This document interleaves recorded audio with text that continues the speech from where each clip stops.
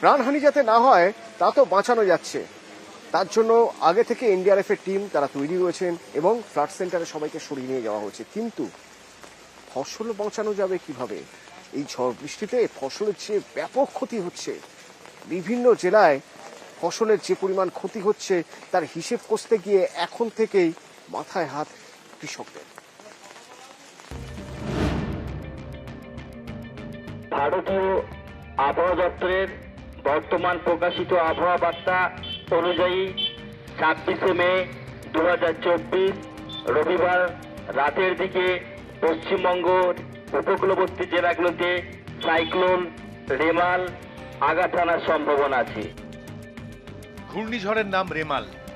Cyclone মোকাবিলায় সতর্ক প্রশাসন, তাই চলছে মাইকিং। কিন্তু চিন্তায় ঘুম ছুটেছে কৃষকদের। হুগলির সিঙ্গুরে বিঘার পর বিঘা জমিতে সবজির চাষ, পটল, ঝিঙে, বেগুন গাছের কি হবে? বাড়ছে উদ্বেগ।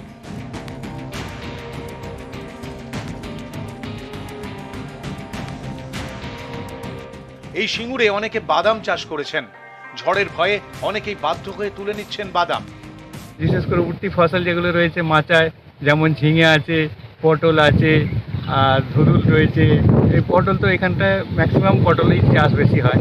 যেগুলো জমির ভিতরে শোয়ানো ফসল আছে সেগুলো খুব ভারী জল হলে হয়তো মাটিতে জলেতে একটু কাদায় নাটাপিটি হয়ে গেলে সেগুলো ক্ষতি হবে, কিন্তু মাচা ফেলে দিলে এই মাচাকে আবার তুলে ফসলকে রেডি করা মুশকিল হয়ে যাবে, সেই ক্ষেত্রে বিশেষ ক্ষতি হয়ে যাবে। দক্ষিণ 24 পরগনার ভাঙড় কলকাতার সবজি ভান্ডার। এখানেও বিঘার পর বিঘা জমিতে সবজি চাষ হয়। এখান থেকে সবজি যায় কলকাতার বিভিন্ন বাজারে। ঘূর্ণিঝড়ের খবরে সিঁদুরে মেঘ দেখছেন ভাঙড়ের কৃষকরা। খুব আতঙ্কে আছি, লোন নিয়ে চাষবাস করে, কলা আছে, পেঁপে আছে, সব নষ্ট হয়ে যাবে। খাবো কি, এইসব চিন্তা ভাবনা নিয়ে মহাজনকে দেবো কি। নদিয়ার কল্যাণী রাজ্যের অন্যতম কৃষি প্রধান জেলা। ঝড়ের চোখ রাঙানিতে এখানেও ফসল নষ্টের আশঙ্কা। এই ঝড়েতে আমাদের এই সবজি এলাকা ব্যাপক ক্ষতি হওয়ার সম্ভাবনাই বেশি।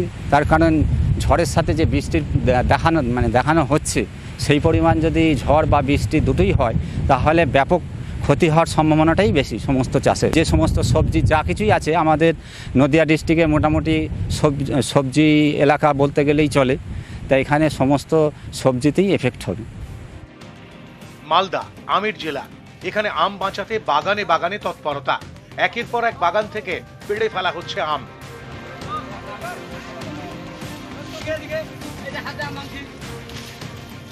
মালদায় 33,000 হেক্টরেরও বেশি জমিতে আম বাগান রয়েছে।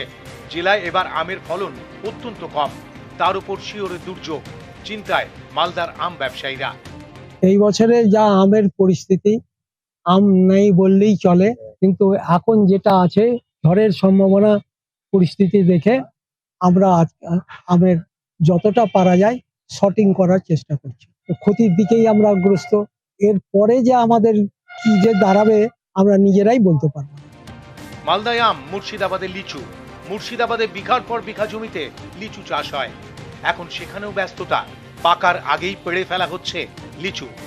রিমেলের আতঙ্কে দাদা আমাদের ভাঙতে হচ্ছে। জলের দামে দিয়ে দিব, কি করব, করার কিছু নাই। যতদূর উঠে আসে টাকা, কিছু উপায় নাই আমার। যা বিক্রি যে দামে হয় যতটুকু উঠে আসে, নাহলে তো একবারই সর্বশান্ত হয়ে যাব।